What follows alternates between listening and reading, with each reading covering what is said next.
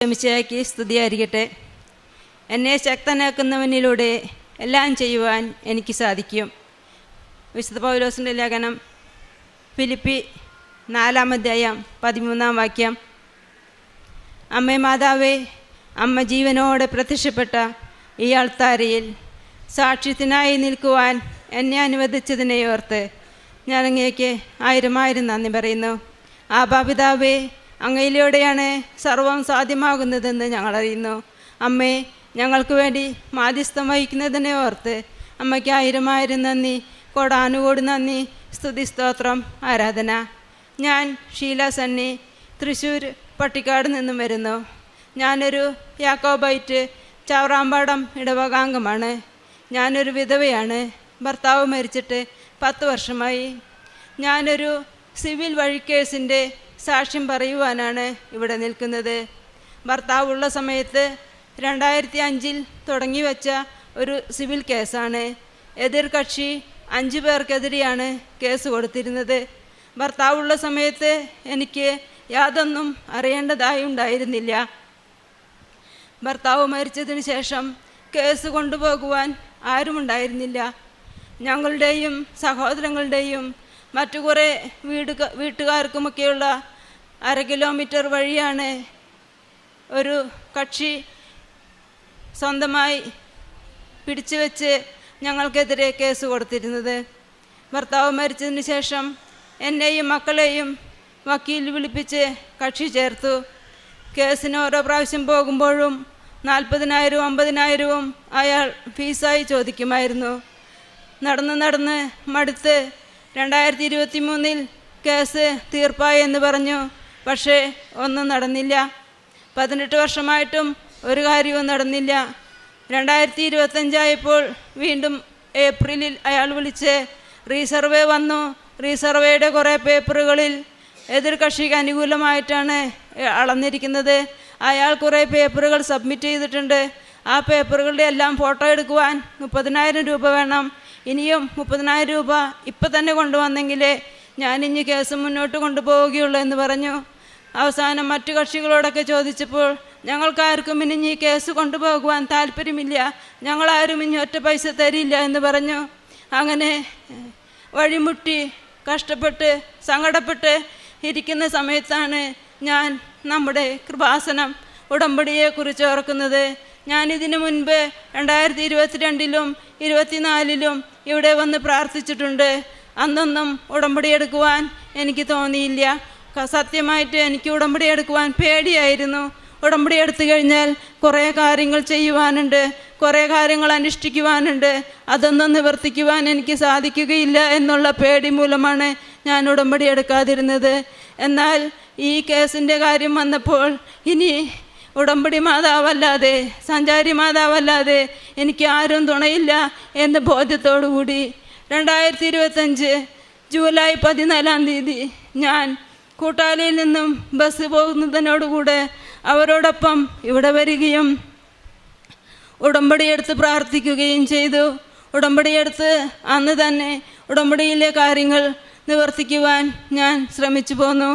പത്രങ്ങളെല്ലാം അടുത്ത വീടുകളിൽ കൊണ്ടുപോയി വിശ്വാസമുള്ളവരെ വിശ്വാസത്തിൽ കൂടുതൽ ആഴപ്പെടുത്തുവാനും വിശ്വാസമില്ലാത്തവർക്ക് ഈശോയെക്കുറിച്ചും മാതാവിനെക്കുറിച്ചും പറഞ്ഞു കൊടുക്കുവാനും അവരെ നമ്മുടെ കാര്യങ്ങളെല്ലാം പറഞ്ഞ് മനസ്സിലാക്കുവാനും പഠിപ്പിച്ചു.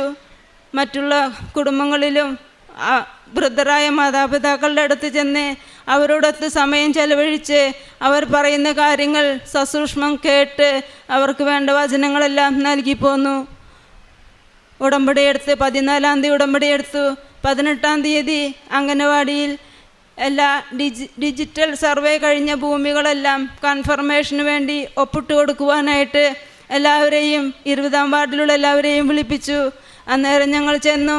അവർ ലാപ്പിൽ സ്കെച്ചുകൾ കാണിച്ചു തന്നു ഭൂമിയുടെ. അന്നേരം ഒരു പ്ലോട്ടിൽ മാത്രം വഴിയില്ലാതെയാണ് അളന്നിരിക്കുന്നതെന്ന് കാണുവാൻ സാധിച്ചു.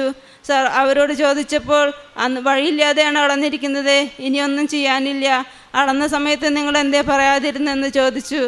ഞാൻ പിന്നെ പഞ്ചായത്തിൽ പോയി ചോദിച്ചപ്പോൾ അപേക്ഷ കൊടുക്കുവാൻ പറഞ്ഞു. അപേക്ഷ കൊടുത്തു പോന്നു. പക്ഷെ അവർ പറഞ്ഞു, ഞങ്ങൾക്കെന്നൊന്നും ചെയ്യുവാനില്ല. ഇനി നിങ്ങൾക്ക് വേണമെങ്കിൽ നിങ്ങൾ പ്രൈവറ്റായിട്ട് സർവേയറെ കൊണ്ടുവന്ന് അളപ്പിച്ച് എല്ലാം സബ്മിറ്റ് ചെയ്ത് കഴിഞ്ഞാൽ ഞങ്ങൾ എന്തെങ്കിലും ചെയ്യാൻ നോക്കാമെന്ന് പറഞ്ഞു. പക്ഷേ ഞാനിവിടെ വന്ന് വെറുതെ ഇരുന്നില്ല. എൻ്റെ അമ്മ മാതാവ് എൻ്റെ കൂടെ ഉണ്ടായിരുന്നു. എൻ്റെ കാശ് രൂപം ഇവിടെ നിന്ന് കിട്ടിയത് ഞാൻ എപ്പോഴും കൂടെ കൊണ്ടു നടക്കുമായിരുന്നു. എപ്പോഴും വിശ്വാസ പ്രമാണം നടക്കുമ്പോഴും നടപ്പിലും എടുപ്പിലും എല്ലാം വിശ്വാസ പ്രമാണവും നന്മ നിറഞ്ഞ മറിയമ്മയും ഞാൻ ചൊല്ലി പ്രാർത്ഥിക്കുമായിരുന്നു. ഞാൻ നമ്മുടെ ഉപ്പും ഇവിടെ നിന്ന് കൊണ്ടുപോയ വെള്ളവും ഉടമ്പടി തൈലവും കൊണ്ടുപോയി ആ വഴിയിലുടനീളം വിതറി പ്രാർത്ഥിക്കുകയും പ്ലോട്ടിൽ വഴിയില്ലാത്തടത്തും പോയി പ്രാർത്ഥിച്ച് ആരോടും പറയാതെ രഹസ്യമായാണ് ഞാനിതെല്ലാം ചെയ്തിരുന്നത്. എൻ്റെ അമ്മ പരസ്യമായ രഹസ്യമാണെന്ന് എനിക്ക് പൂർണ്ണ ബോധ്യമുണ്ടായിരുന്നു. 4-ാം ദിവസം വഴിയില്ലാത്ത കാര്യം സർവേയിൽ ലാപ്പിൽ എനിക്ക് കാണിച്ചു തന്നത് 18-ാം തീയതിയാണ് എന്നെ കാണിച്ചു തന്നത്. 22-ാം തീയതി 21-ാം തീയതി ഞായറാഴ്ച പഞ്ചായത്തിൽ നിന്ന് വിളിച്ചു പറഞ്ഞു, നാളെ തിങ്കളാഴ്ച ഞങ്ങൾ അളക്കുവാൻ വരുന്നുണ്ട്, നിങ്ങൾ പേപ്പറുകളെല്ലാമായി വരണം. പ്രൈവറ്റ് സർവേയറെ കൊണ്ടല്ലാതെ അളക്കുകയില്ല എന്ന് പറഞ്ഞു വിട്ട അവർ മാതാവിൻ്റെ പെട്ടെന്നുള്ള ഇടപെടൽ മൂലം സഞ്ചാരി മാതാവ് പഞ്ചായത്തിൽ ചെന്ന് പ്രവർത്തിച്ചതുപോലെ ഞാനൊന്നും ചെയ്തില്ല. ഞാൻ പ്രാർത്ഥിക്കുക മാത്രം ചെയ്തു. എൻ്റെ ഉടമ്പടിയുടെ ശക്തി എനിക്കവിടെ പൂർണ്ണമായി 4-ാം ദിവസത്തിൽ തന്നെ വെളിപ്പെട്ടു. തിങ്കളാഴ്ച 22-ാം തീയതി അവർ വന്നു, ഭൂമി അളന്നു, വഴിതിരിച്ചു, കുറ്റിയടിച്ചു തന്നു. അതിനുശേഷം എനിക്ക് കൂടുതൽ മാതാവിനോട് പ്രാർത്ഥിക്കുവാനും ഉടമ്പടിയിൽ വിശ്വസിക്കുവാനും എല്ലാം സാധിച്ചു. കുർബാനയും മറ്റ് ദാനധർമ്മങ്ങളുമെല്ലാം ഞാൻ ഇടപെടാതെ പ്രവർത്തിച്ചു പോന്നു. കേസിൻ്റെ കാര്യത്തിന് വേണ്ടിയും പ്രാർത്ഥിച്ചു കൊണ്ടിരുന്നു. ഒരു ദിവസം ഓഗസ്റ്റ് 12-ാം തീയതി ഉടമ്പടി എടുത്ത് 28-ാം ദിവസം 1 മാസം തികയുന്നതിന് മുൻപേ പെട്ടെന്ന് വക്കീലിൻ്റെ ഗുമസ്തൻ കാശില്ലാതെ ഞാൻ ഇനി ഒന്നും ചെയ്യില്ല, ഞാൻ ഇതൊന്നും ഫോർവേഡ് ചെയ്യില്ല എന്നൊക്കെ പറഞ്ഞ് വിട്ട ആൾ ഗുമസ്തൻ വിളിച്ചു പറയുന്നു, നിങ്ങളുടെ കേസ് ജയിച്ചു, നിങ്ങൾക്ക് വഴി കിട്ടി. ഞാൻ മറ്റെല്ലാ കക്ഷിക്കാരെയും വിളിച്ചു പറഞ്ഞു. ഗുമസ്തൻ വിളിച്ചിട്ടുണ്ടായിരുന്നു, എന്താ സംഭവിച്ചതെന്ന് എനിക്കറിയില്ല, നമുക്ക് വഴി വെട്ടാം എന്ന് പറഞ്ഞു. അങ്ങനെ എല്ലാവരും കൂടി 10-60 ലോഡ് വേസ്റ്റ് ഇറക്കി മരങ്ങളെല്ലാം വെട്ടി വഴിയുണ്ടാക്കി. ആ വഴി തെളിച്ച് കിട്ടി. അതിനുശേഷം ഞാൻ വക്കീലുമായി ബന്ധപ്പെട്ടു.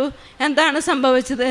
വക്കീൽ പറഞ്ഞു, അവസാന നിമിഷത്തിൽ എന്തെന്നറിയില്ല, എനിക്ക് തോന്നി നമ്മുടെ പെൻഷനായ പഴയ സർവേയർ ഒന്ന് വിളിപ്പിക്കാം. അങ്ങനെ സർവേയറെ വിളിപ്പിച്ചു. സർവേയർ ചോദിച്ച് കാര്യങ്ങളെല്ലാം ചോദിച്ച് മനസ്സിലാക്കി.